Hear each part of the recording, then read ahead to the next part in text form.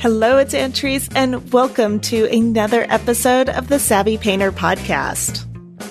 Savvy Painter is the podcast for painters who know that mastering your craft is a lifelong venture. They understand that the hardest part is showing up every day, whether they're inspired or not, and that we're all in this together. For the past 3 years, the Savvy Painter Podcast has been sharing tips and techniques that you can use every day in your studio. And when you join the Savvy Painter email list now, you get a collection of inspiring quotes and practical advice collected from years of Savvy Painter interviews. Just go to savvypainter.com/subscribe to sign up for weekly emails and get your free PDF, Essential Tips for Artists. Each week, I interview established artists like Anne Gale, Scott Connery, Rebecca Crowell, and many other artists who are willing to open their studio doors, share their painting processes, and talk candidly about what it takes to consistently grow your skills. We get into the nitty-gritty of their daily studio practice, what tricks they play on themselves to avoid getting caught up in perfectionism, how to use flashcards as reminders to stay on track during long painting sessions, and other cool tactics to quiet the inner critic and continue moving towards excellence. The Savvy Painter Podcast is filled with artists who generously share their stories, and by sharing their stories, they show the rest of us that we are not alone. So join us with the Savvy Painter email list and get even more connected with weekly emails. Sign up now and you get essential tips for artists, the inspiring quotes and practical advice collected from years of Savvy Painter interviews. Go to savvypainter.com/subscribe. It's that easy. My guest this week is Gabriella Delloso. She's a narrative painter known for her homage portraits. Gabriella paints historical representations of women artists using herself as a model. In this episode, Gabriella shares how she found her voice and discovered her passion. For those of you who write in asking about how to find your voice, Gabriella's story just might help. It has a lot to do with staying focused and giving yourself the time to explore. And when I say time to explore, I mean more than 20 minutes here and there. It's a long process, but so worth the investment. We talk about her evolution, moving from freelance illustration into painting full-time. Gabriella shares some hilarious stories of her mom dressing up in costume to model for her, even sewing costumes. Absolute proof that moms will do anything for their kids. Then Gabriella shares the stories of some of the women artists that she has painted. She does extensive research and really gets to know who they were and what their struggles and triumphs were. Many of these artists I had never heard of, but Gabriella has absolutely piqued my interest to dig a little bit deeper and find out a whole lot more. So without further ado, here is Gabriella Delloso. Gabriella, welcome to the Savvy Painter Podcast. Thank you so much for taking the time to be with me here today. Hi, Antrese. Thank you so much for having me. I love your show. I would love to hear about your early days as an artist. What was it that made you decide that you were going to dedicate your life to this big, audacious endeavor? Well, I always loved art. Since I was a little girl, I was always drawing. I loved to draw and tell stories in my drawings. It's kind of interesting. I was thinking about this the other day. I used to create these comics of families that would travel all over the world. And I had hundreds of these stories. And I would sit for hours doing this. And so I kind of always enjoyed drawing. And as I went through high school and I had to decide what I was going to do, that was my first love. But, you have to be realistic. And what are you going to do to earn a living? You have to go to college. And what do you do? So I chose psychology. And I love science too. So I kind of said, okay, psychology. So I started doing that. And I learned that you could make money illustrating. So that kind of changed things for me a little bit. I decided to go and study at the School of Visual Arts. And I pursued illustration. And that went on, I was there for a while. I left school and I started getting assignments. I was like, it was the most exciting thing. I mean, I guess that's when you're considered professional. But yeah, it's that first assignment. I studied illustration too. And the first time anyone ever paid me to do it, I almost felt guilty. I was like, I'm taking your money to do something that I love and that I would be doing anyway. And I caught myself in that thought that like, there's something wrong. They're paying me to do this. I know I was so excited. I mean, it was very, very exciting. And in those days, you'd go around with your portfolio into like different publishing houses. And I'm remembering how nervous I used to get bringing that portfolio around. And it's so important to me. And I'd get jobs, and it was a very interesting thing. And so you're originally from New York, correct?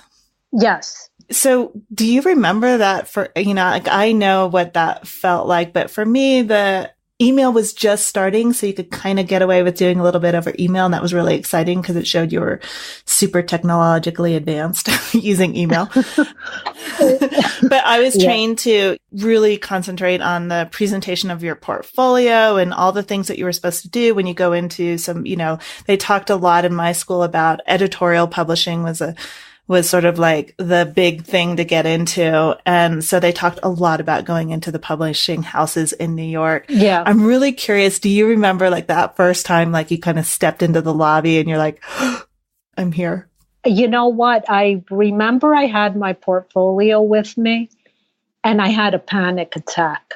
I was so nervous. And in this instance, I had left my portfolio and the art director, he was going to come back out with the portfolio and I was actually going to see him. And I panicked because I didn't expect that. And I was like, oh my God, he's going to come out. And I kind of I got very, very nervous. And I don't even know if I think I lost my voice and I didn't get the job. But I can draw. Oh my God, I know. So that was it meant a lot to me, I was at a school and I was like bringing this I worked so hard on it and it was like my life's work in this portfolio and it was being judged by this person, whether I was worthy or not to do the work for him. And all of these things are just, they go through your mind. And so I mean, after a while, I got used to the process and it got better. I did get some work and I did do that for a while. When did you transition to painting for yourself as opposed to being a commercial illustrator? I did illustration for, let me think, that must have maybe 4 or 5 years, maybe 5 years. And I started to realize that it wasn't exactly what I was cut out for. On one hand, it was really wonderful to see the work printed and all of that. But on the other hand, some companies would write out the story and exactly to what was on the kitchen shelf, like how many jars they wanted. And I was like, I started to question this. I'm like, is this what I really love to do? I wasn't a top tier illustrator. I wasn't given the freedom to do whatever I wanted to do. I had to really follow these directions and I wasn't loving it. So I said, I don't know if I want to do this anymore. So luckily, what I had been doing was studying painting and drawing at the Art Students League during the time I was illustrating. So what I would do is I would do a class in the morning. I would go paint from the model, and then I would come back home and do the assignments. So I would be splitting my time between working on the model and then coming home and doing the assignments. And yeah, so I was doing both those things, and I started to realize I wasn't loving doing these things. I mean, I did have some fun experiences. Like I illustrated a book on Neanderthals. Oh, wow. And my mother was a victim, I tell you. She she would do anything for me. I love you, Mom. She would put on the fur skin and this crazy like Neanderthal wig, and so it was like priceless. I mean, it was just amazing what she would do. She's just the best.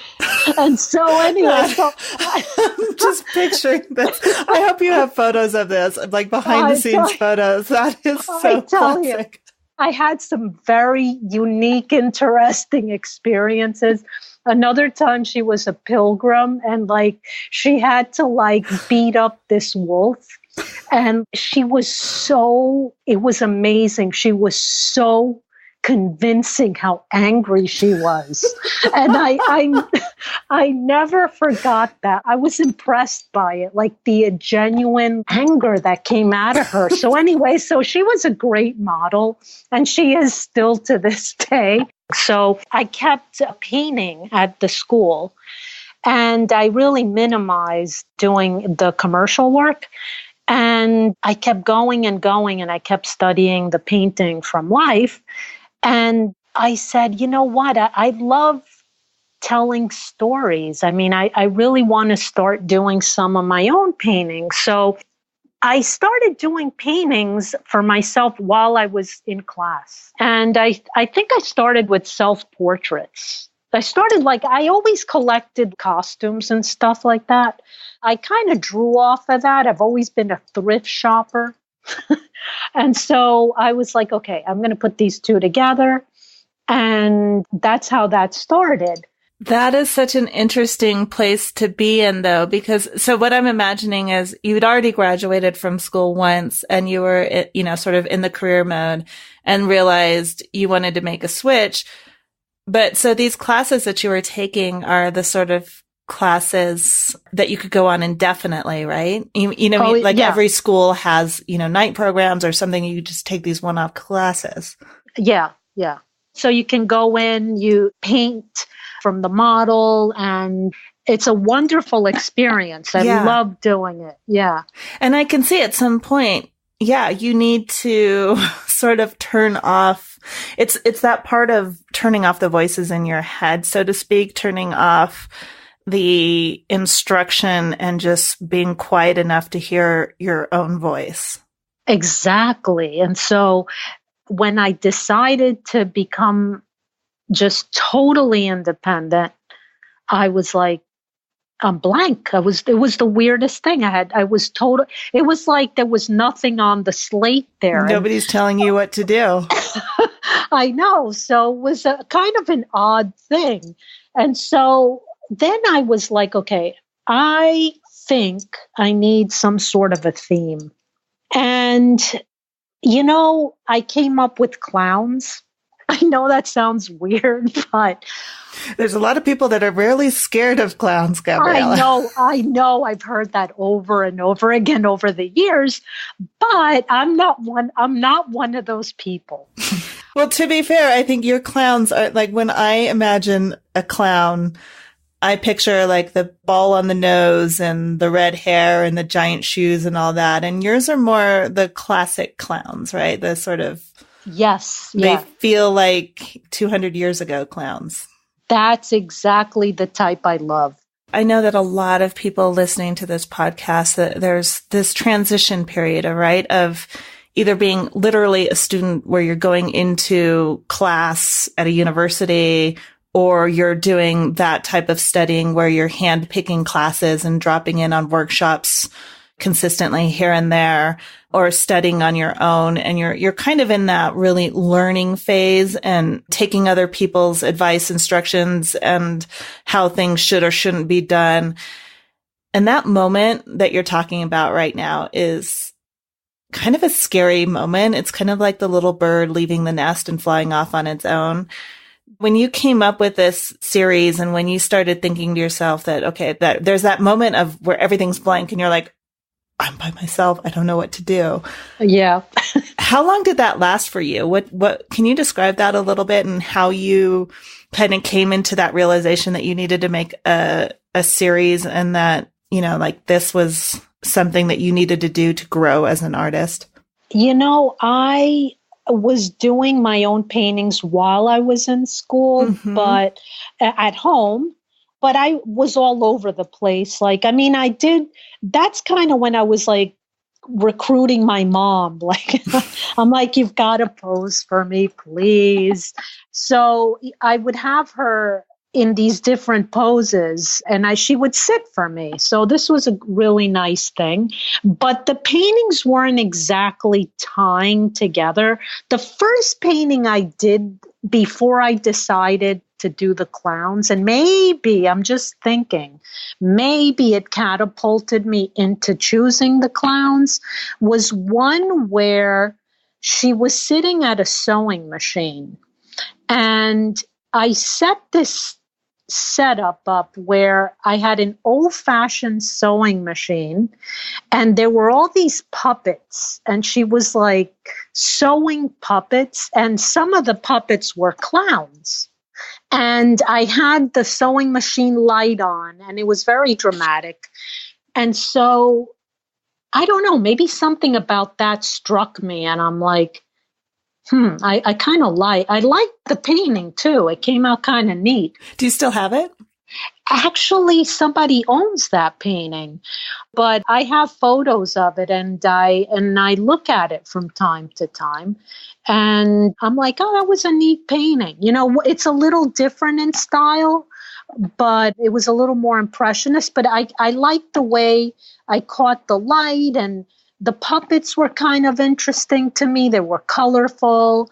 And so I'm just realizing this is probably what made me do the clowns. The clown puppet, I actually still have that painting. So then I kind of said, okay, this is what I'm going to do. And I also saw this old Victorian postcard of this clown. And it was so beautiful. It was really classic looking clown. He had like ruffled pantaloons and it was just so enchanting to me. So, you know what? The very first piece I did of the clown series I'd had was a Victorian bubble blower. And it was a drawing. And it was, of course, of my mother. My mother, the clown. This is where she actually first started helping me make the costumes. And I'm like, Mom, you've got to see this postcard. I love it. And so we were both looking at it. And I kind of bought these like ruffled pantaloons and like I had to make the top. And so she helped me with that. And she was a really good model where she let me paint her face white and so anyway, so it was a lot of fun. That was my first one and I put that together and I liked what happened with that. Do you have any advice for people who are sort of in that position of trying to find that voice, that thing that they, going from having so many voices and so many people telling them, not in a bad way, but, helping them learn how to paint. And so naturally you're going to try to, I don't think impress is really the right word, but try to use the techniques that you've been taught by that particular instructor. And so when you sort of leave the nest and you make that leap and you have that, after that moment of silence where you realize nobody's going to tell you what to do, it's all on you. Yeah. Do you have advice for people who are in that position? Because I know you also teach, and so I'm curious if you get these questions. Well, I think when you start doing your own paintings, the most important thing is you have to find something you're passionate about.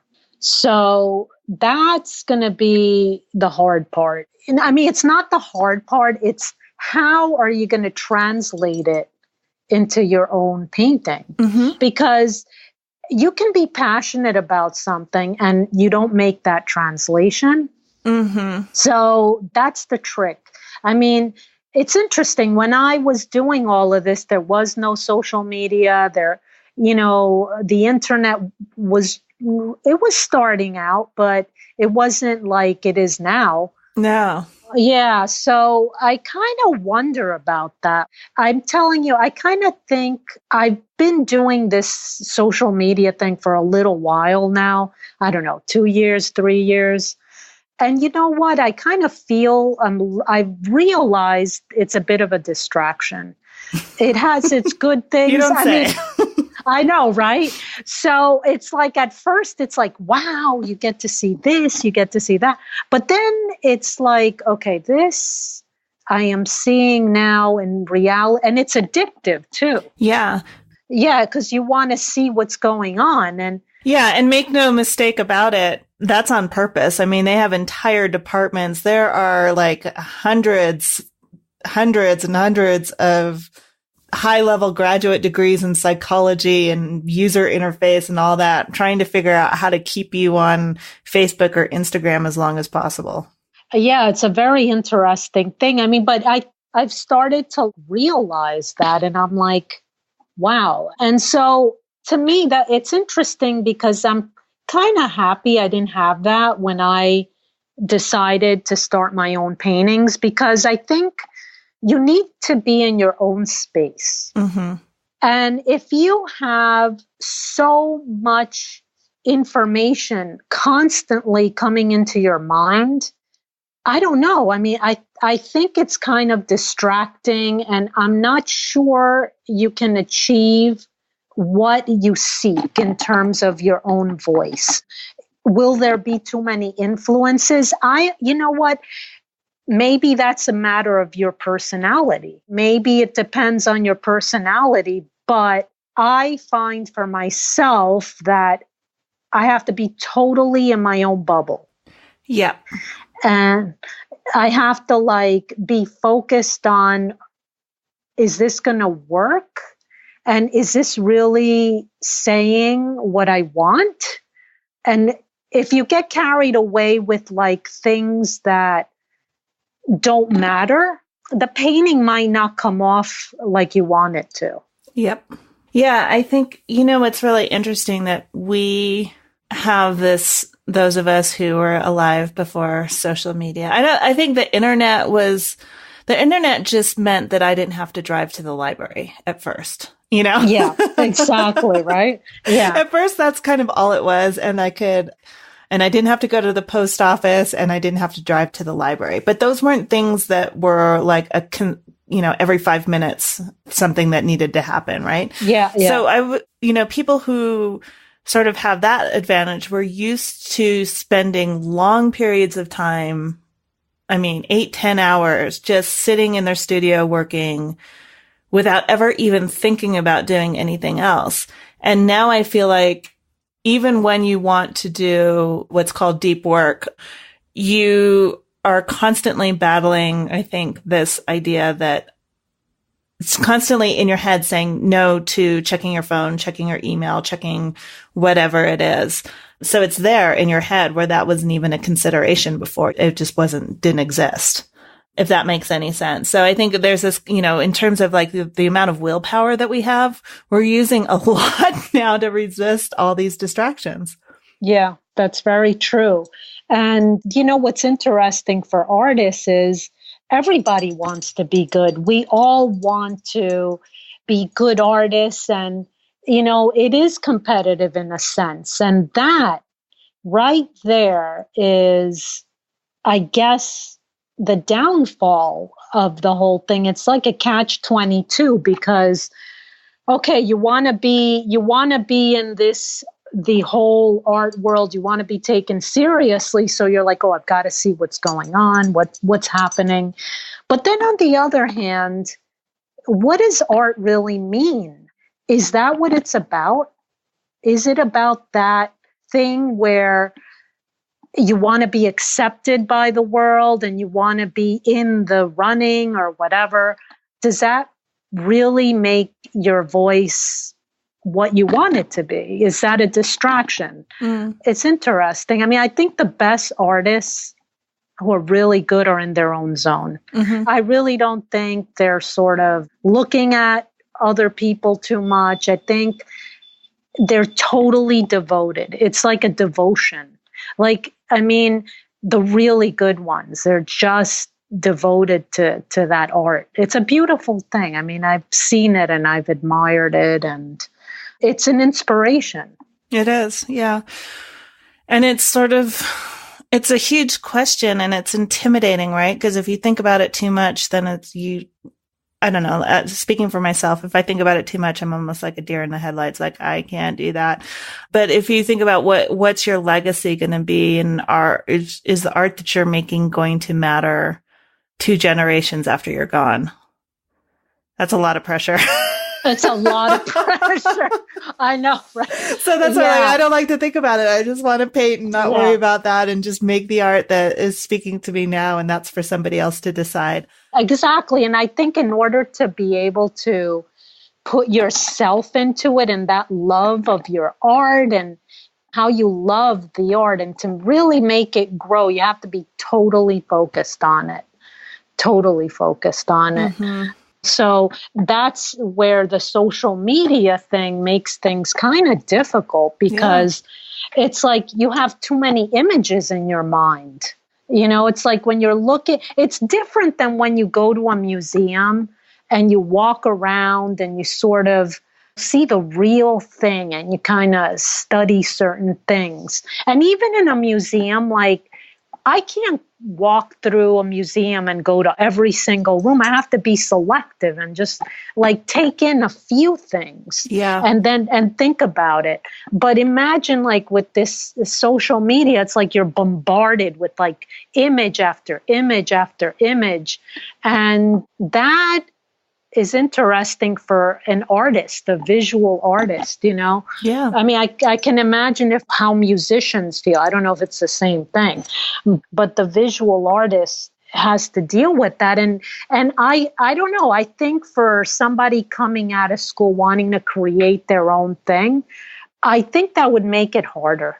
I think you need a lot of uninterrupted time, and so that's sort of like on a micro level, you need a lot of uninterrupted time, but I think you need a significant chunk of years to explore a subject and really, you know, I think to me, that's when I see artists who I think are really great, they have latched on to something and have just allowed themselves to be obsessed for decades without worrying about what that means or what that is. It going to bore my audience, even the fact that we have an audience, you know? Yeah. I know. I just catch myself saying things that I'm like, that wasn't even a thing 20 years ago or 30 years ago. Yeah. It's amazing. I mean, it's incredible though. Like you have that audience, you can reach so many people, which is amazing. But it's got this downfall too. So I think there's a learning curve with it. That's what I'm finding with myself. I definitely think there's a learning curve with social media. Yeah. And you kind of have to like realize what it means to you and your art. And you have to decide how you want to use it. Yeah.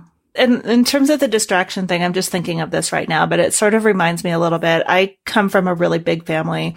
And so when I was a kid, I was very capable of sitting in a room with 5 brothers and sisters around me, the TV blaring, phone ringing, you know, just a complete cacophony and just all the distraction. And I could sit there and read a book.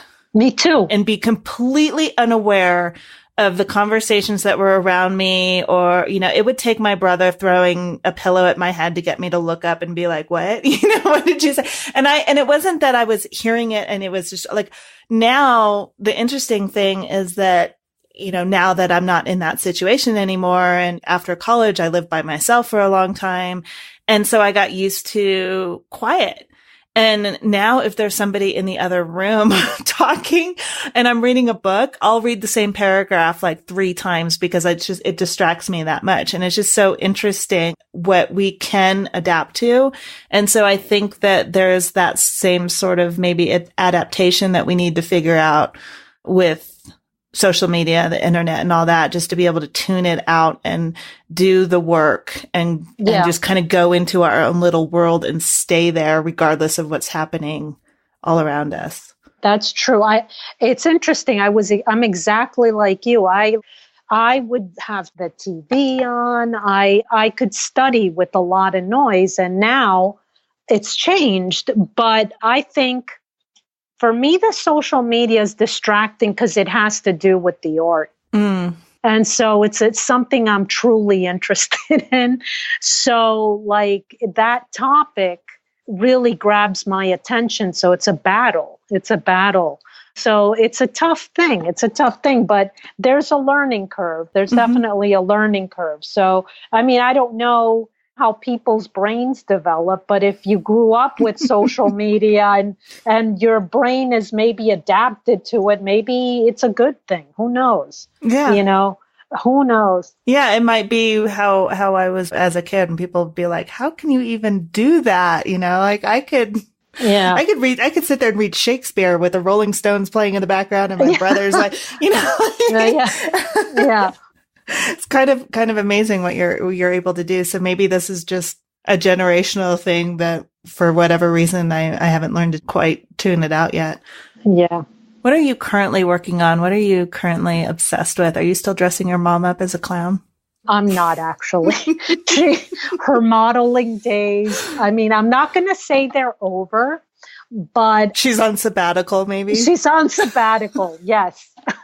I have to really do something special to get her to model for me. Yeah, I mean, she's not the center of the paintings anymore. I'm not saying she won't be, but now I'm currently working on a series on historical women painters. They're homage paintings. I call them homage paintings. And what I decided to do there was I use my self-portrait and I reenact. I'm the actor. So rather than use my mother, I'm the actor. I recreate these artists. And I mean, I love doing it. I think they're so interesting. There's so much I never knew about women painters. I grew up and I was always at the Met with my dad, and we'd visit Rembrandt. Like, he was obsessed with Rembrandt. Mm-hmm. And I love Rembrandt. But and in school, I never learned anything about women painters. It's very interesting. So what has surprised you about some of the artists that you've learned or discovered? What I find so interesting? Their life stories are so interesting. I mean, they did art and they were damn good at it when they weren't even being taught the rules. They had to learn sideways. They had to learn behind the scenes. And if they wanted to become professionals, I mean, you can only imagine trying to do something when there were no women doing it. And so I just find when I read about them, how they were so determined and things happened to them, but they didn't let that get them down. I kind of find their stories really interesting and inspiring, what they were able to achieve, and a lot of discoveries, things you would say, wow, I never imagined that. Yeah, it's so. Somebody asked me recently if I could live in any time period, what time period I would live in. And I remember as a kid, I could think of 100 I would want to live in because I thought it was just so fascinating. And now I'm like, nope. Yeah. I'm good right here because I know. I don't think I could handle living in that world where, it would just be so awful. Like, now that you're kind of like older and you kind of understand actually what all that meant, I just can't even. It's amazing. Yeah, it was hard for them. Do you have an example of an artist whose story stands out for those reasons? Well, I mean, there's so many stories. My favorite historical woman painter is Adelaide Labille-Guiard. I have never heard of her. She was an amazing painter. And if you go to the Met, you should definitely visit a painting called Self-Portrait with Two Pupils. And she's wearing a magnificent, I mean, people know how much I love this painting because I always talk about it. It's one of my top 5 of all time favorite paintings. She's wearing a light blue satin dress. And she has 2 of her students standing behind her, and they're kind of peering over her shoulder as she looks at the audience. And basically, to make a long story short, she lived during the French Revolution, and they didn't allow women to exhibit, really. They had an academy, the Royal Academy in Paris, and it was all male except for 4 women painters at one time. So she was one of the 4, and she taught females. So she was a teacher, which I also find inspiring for that time period. And so in her painting are 2 of her students, and she painted them in, and she exhibited this painting in the Royal Salon exhibition. And it was in a bit of a way sarcastic because she was like, oh, okay, so here are these 2, my 2, you didn't want them in the show, but they're in the show via my painting. So I kind of like that story. And anyway, so I just find her so interesting. I mean, she lived through the French Revolution. She never left Paris. I can imagine how brave that must have been for her to stay during the revolution. I mean, so many changes and so many things going on, but she stayed. And it was amazing because she painted the royalty. And as you know, the royalty, they were being executed and all of that. And she was suspected of being on the side of the royalty. But I mean, I think she was well liked. I mean, sometimes I think and imagine what she must have been like. She must have been a strong lady because she lived through all that stuff and she wasn't executed. Mm-hmm. So I don't know. I find that really inspirational. I've done a few paintings about her. I did my biggest painting about her, and she did one painting that was burned, and it was her most complicated one. And I think it would have been her masterpiece, and the revolutionaries burned it. So I was like, oh, yeah, it was horrible. Anyway, so I kind of was like, I said to myself, I read this and I'm like, I'm going to do a painting about this because she spent 2.5 years painting something that had like over 30 figures and they just burned it. And yeah, it was a horrible, horrible thing. So I did a painting so people would know she attempted something that only males would do. Those history paintings. And so she ventured into that. She was moved into a huge, huge painting studio. I think it was a library. It was so big they had to move her into a library so she could paint it. This painting that they burned, you're talking about? Yeah. Wow. Yeah, so that's how big it was. So anyway, so I find her an incredibly inspiring person because she was so good and she lived. Imagine, not only were women not allowed to do all these things, but she also lived through wars and revolutions and chaos and crazy. Yeah. Yeah, when I say that I couldn't live in another time period, I kind of think I'm just not strong enough. Like those women were just, they were kind of warriors in the sense that they found ways, because I'm sure they had to navigate this sort of social political system in order to do what they need to do and bite their tongues way more often than I feel like I would be able to. Oh, yeah. And I think painting was not considered an appropriate occupation for a woman. No, not at all. And I'm kind of thinking too, like when she was teaching, because I know women weren't allowed in there because, oh my gosh, seeing somebody nude would just destroy her composure, I guess. Yeah, right? yeah. Yeah, they were not allowed to study the nude. They were not allowed. They were segregated. And she ran her own atelier, and she was good enough to have the pupils. So it's amazing. She was really an interesting person. Who are some of the other artists that you feel like people should know about that don't? Like, so as an example, she sounds amazing. And now I'm going to go look up all of her work. But honestly, I'd never heard of her. Who else should I know about? There's an artist called Giovanna Garzoni. She does such delicate, wonderful paintings of like fruits and bowls. Very beautiful. She painted for the Medicis. Very, very, very beautiful still lives. That seems like it, especially the Medicis. That seems like that would be extraordinarily rare.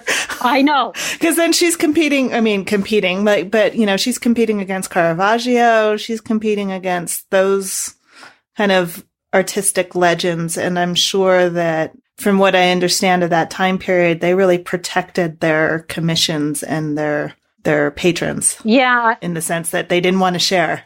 Well, she painted still lives. So that was deemed more appropriate for women. A lot of women did more still life painters. She was an exquisite still life. You've got to see her work. It's just so delicate. Beautiful, beautiful work. Another artist, Rachel Riouche. I don't know if I'm pronouncing that correctly. The most gorgeous florals. She was like completely gifted artist. Really, really beautiful arrangements. And what's incredible about her is she was so prolific. She really painted tons of these wonderful arrangements. I think they're almost like compositions like music. Yeah, they're very musical florals. And she was born with this gift.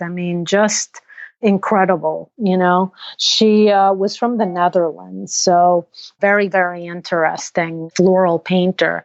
Anna Valliere-Coaster. She was from the time period where Adelaide Labille-Guiard painted.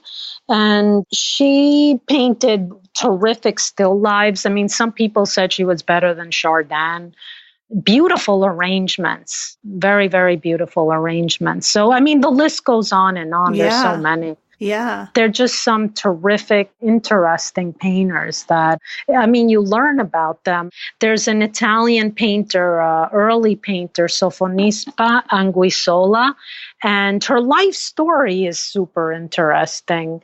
She actually crossed paths with so many old masters. You wouldn't believe it. She studied under Michelangelo for, I don't know how long it was, a short time, but he critiqued her drawing and he challenged her to create a drawing that expressed, I think, somebody frowning, because she had given him a drawing of somebody smiling. And he's like, well, do a drawing of somebody frowning.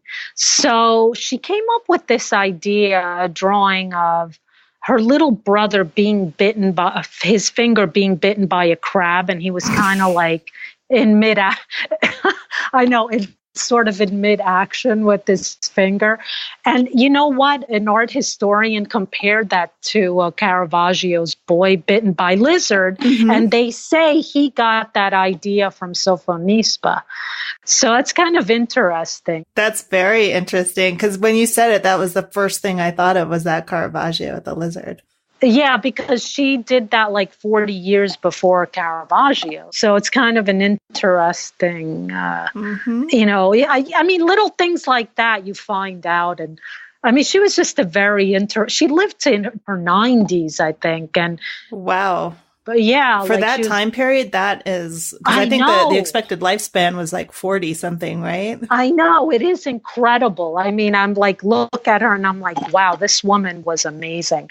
Van Dyck visited her when she was in her 90s, and she worked for the Spanish court.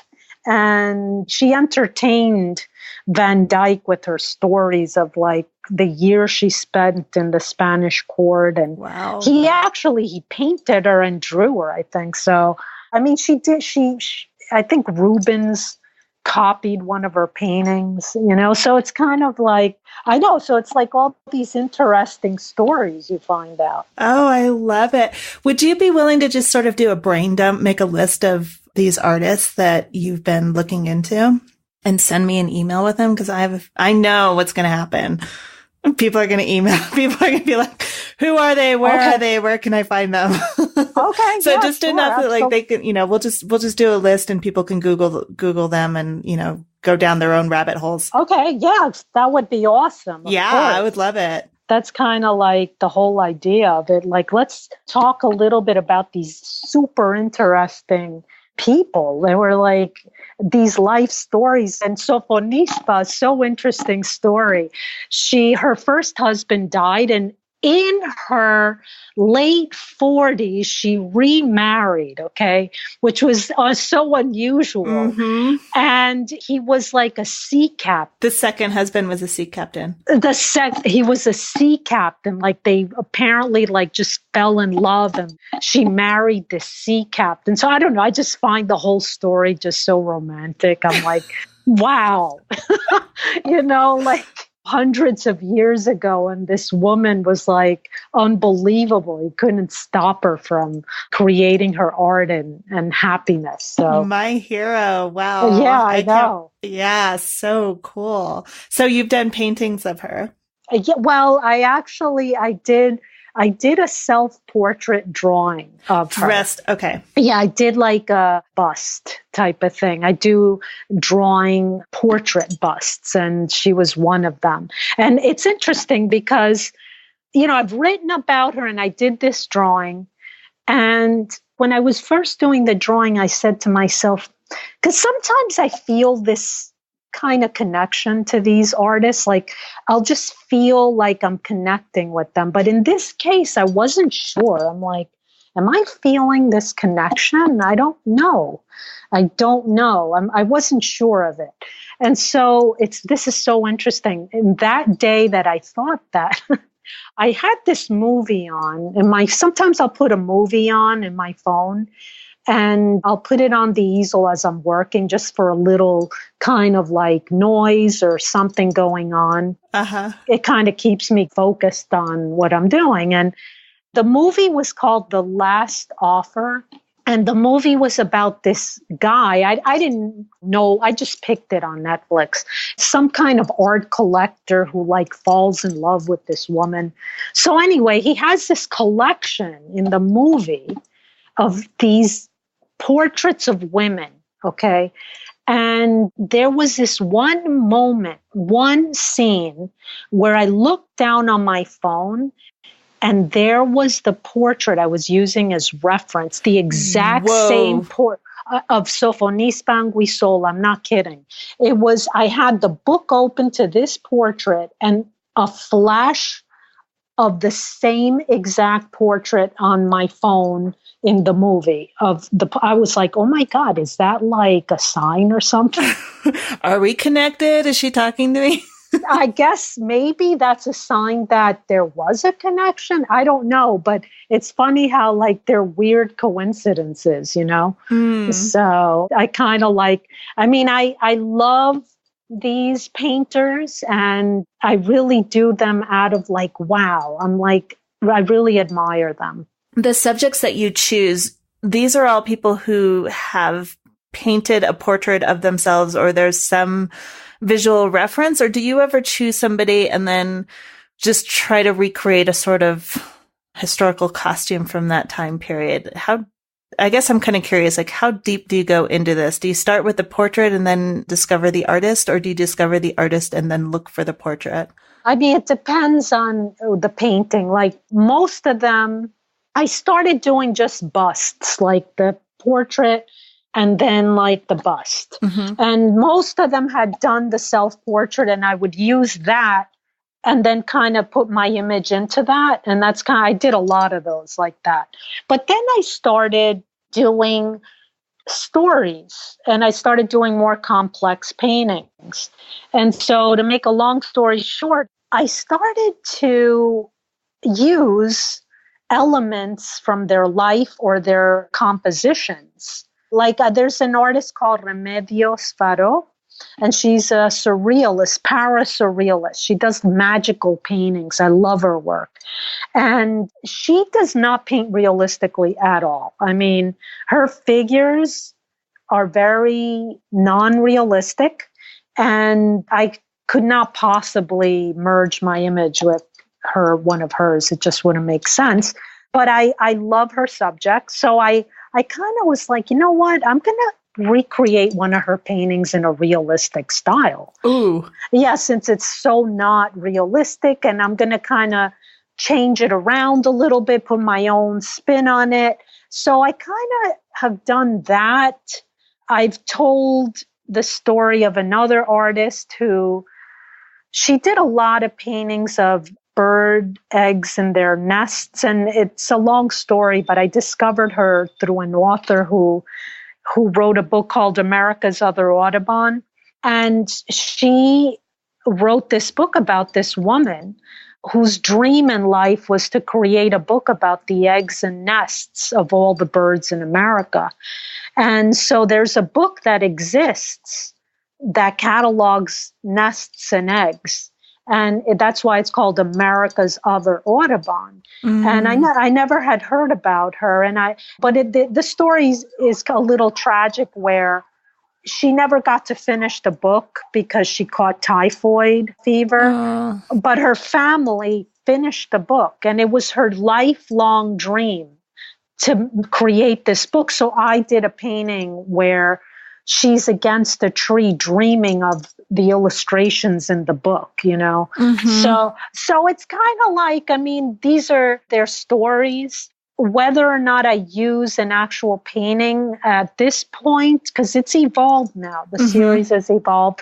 Like the last one I've been working on is a still life about these still life painters who didn't do portraits of themselves. And I actually used their still lives to create one great big still lives. I used 3 painters in one painting, their objects. And I created this big painting. I want to see those.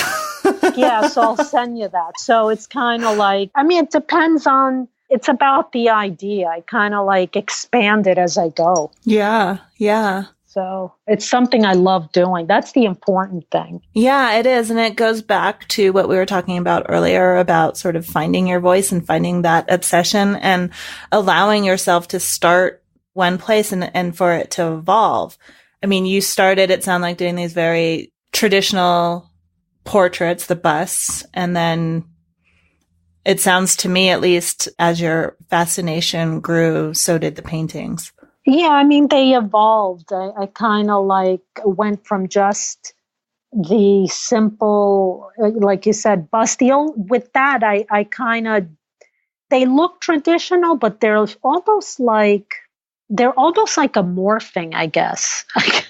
I mean, I kind of like, I take my face and combine it with theirs, and I kind of try and use my likeness to like make people say, oh, who's that? Or how is she in there, or whatever. So I'm just kind of curious, like on a more nitty gritty technical piece of this, are you seeing these as sort of an adaptation of a master copy, in the sense that you take these paintings and you're copying what they do, and then this sounds like a really bad Photoshop job, which is not what I'm trying to say. But you know what I mean? So like incorporating yourself, really copying what they did and then adding yourself into it? Or do you dress up as that person and start from that image of you dressed up? Do you know what I mean? I don't know if I'm asking it very well. It's a very interesting process. It's not easy to do. No, it doesn't sound easy at all. Yeah, it's not that easy to do, because I have to like change the painting into myself. And I have, you don't want it to look totally like them or totally like yourself. So this is like a push and pull type of thing.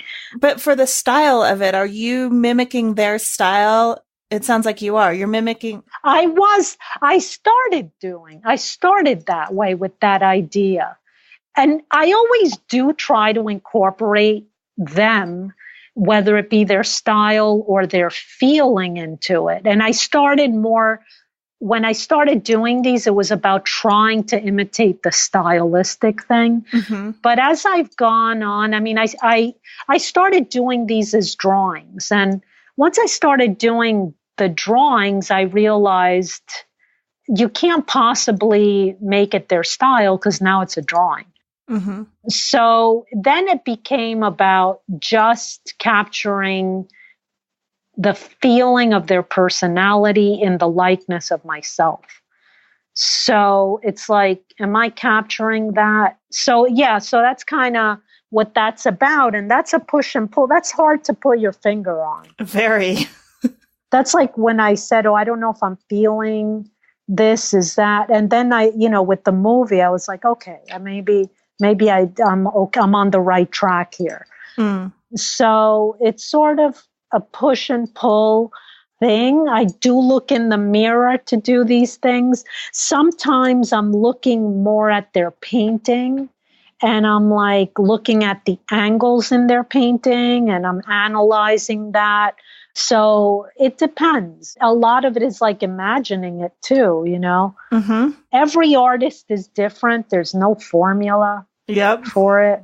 That's what makes it, to me, sound like so much fun. And yeah, what it reminds me of, the only vague experience I can say that I have with and it is a very, very distant cousin, I guess, was when I worked at Disney. Every project I would have to learn how to paint in a different style to mimic whatever property that was. So, like all the Disney Lion King or Pocahontas, or, if you compare that to 101 Dalmatians, they are all extraordinarily different from each other. And so this just sounds like the really fun version of that. I guess that's a good way to put it. Definitely. I mean, I definitely love doing them. They're difficult to do. Mm-hmm. There's that push and pull, but maybe that's the fun. And you're also, it sounds like in order to pull that off, which you do, you really have to challenge your painting skills with this. You can't ever just do it by rote. No, you can't. There's no formula for this. Yeah, there's no possible way that could work. Yeah, because each one is different and you have to capture something there, and it's just done by the feeling of it. Mm-hmm.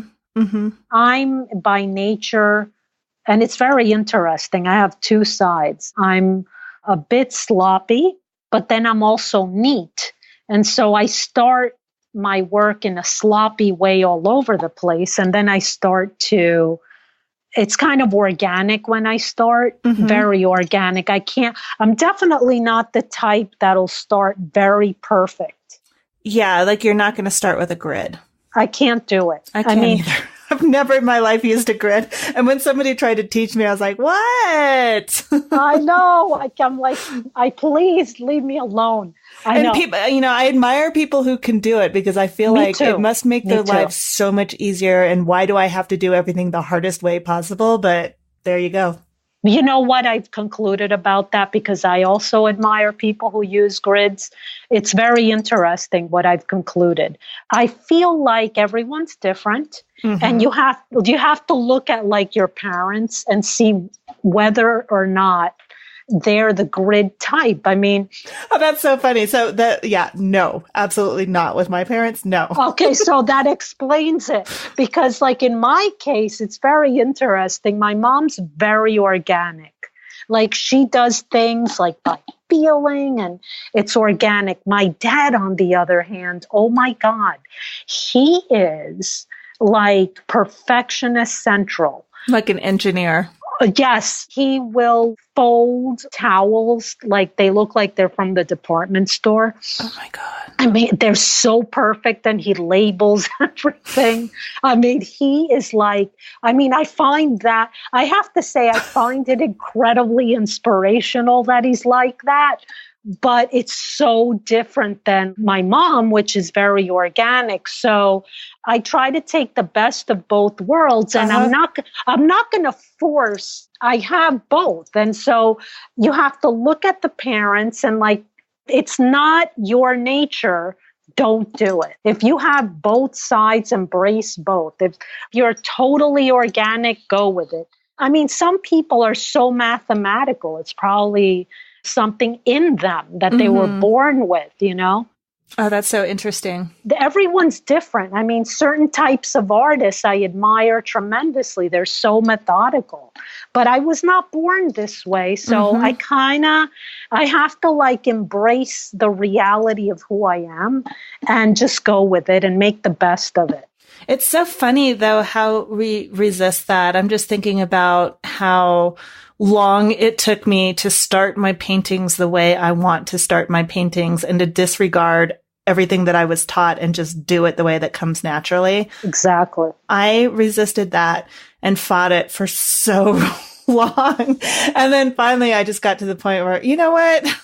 The police aren't here to like watch how I do, you know, the painting police aren't here watching how I start my painting. And it's nobody, you know, like it's so much more fun for me to do it my way.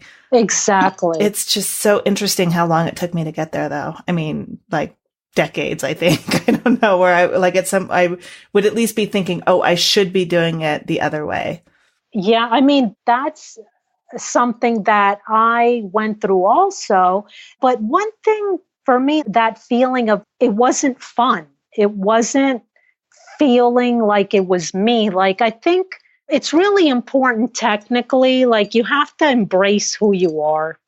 For it to come out authentic, I think you have to come to terms with what you like and what's natural for you. Because as much as I admire very precise things, I mean, I'm just not totally that type of an artist. I mean, I have to come to realize what feels natural for me, and I have to work with it and really hone and perfect that natural, I guess, procedure for myself. And how can I make that the most efficient I can possibly make it for myself with all I've learned, not doing it a different way, not forcing it, not doing something, you know, it forces you to be inventive with yourself. Like, how can you achieve what you want and make it feel natural?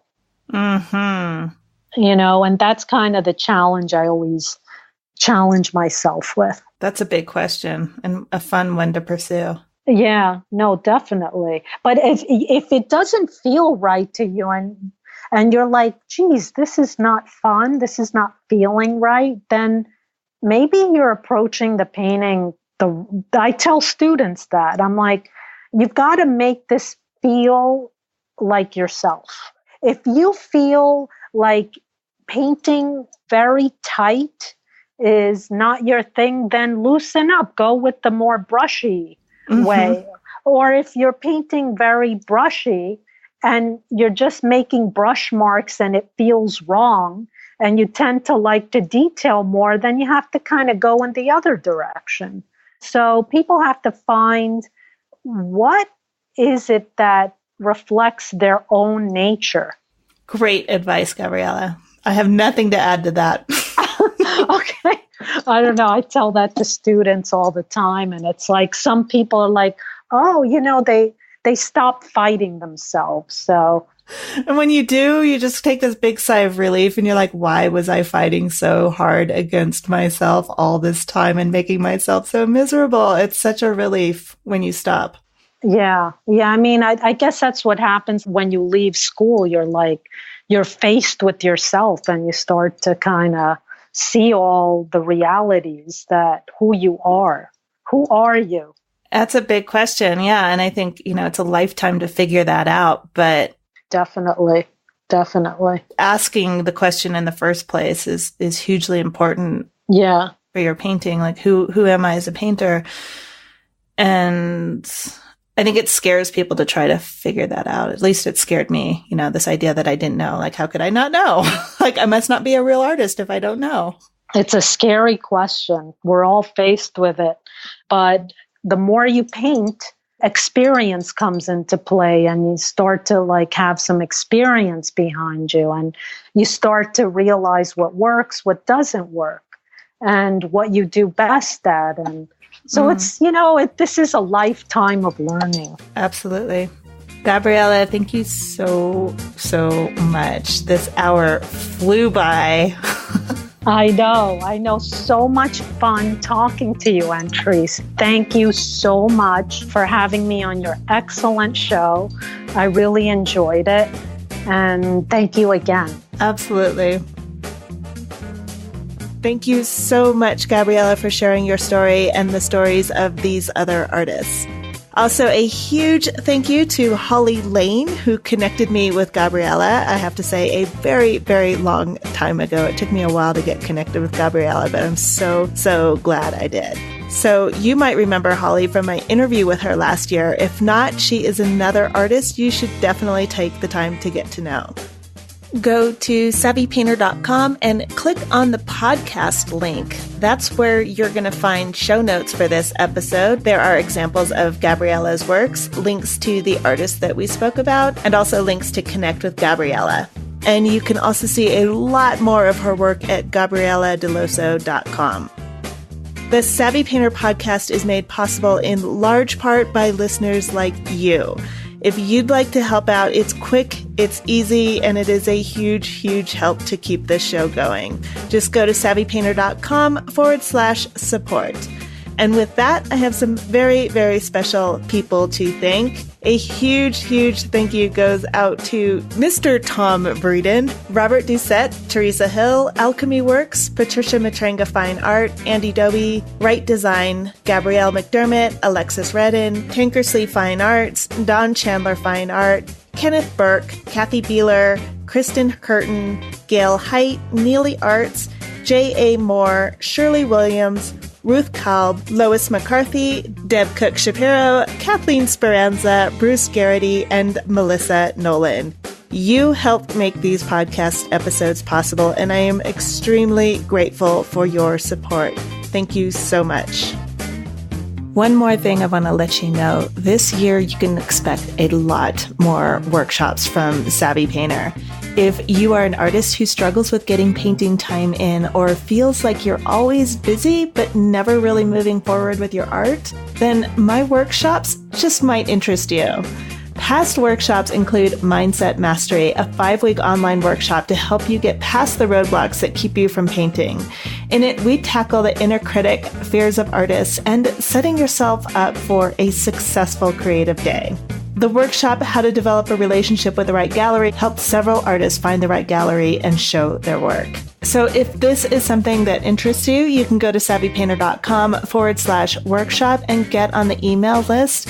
This is separate from the main list that tells you when a new episode comes out. This is just for the workshop, so you don't get quite as many emails, but when you do, there's always something really good happening. Sign up now and get a downloadable PDF with case studies that tell you exactly how 3 artists pushed through barriers that were getting in the way of their studio time. You can, for example, learn how Rhonda went from not wanting to call herself an artist to getting her very first solo show. Also, listen to an introverted artist describe how she built her confidence and then spoke in front of an audience of her peers. And you can discover the tools that Samantha used to take back her power after a decade of believing that she had no, I'm putting air quotes there, she had no talent. So again, go to savvypainter.com/workshop to reserve your place on the list. When you sign up, you get that downloadable case studies that I mentioned, but more importantly, you get exclusive invites to upcoming workshops. Most of the time when I launch a new program, it sells out before I ever announce it publicly. So reserve your spot now at savvypainter.com/workshop. Until next week, this is Antrice Wood with the Savvy Painter podcast. Thank you so much for listening.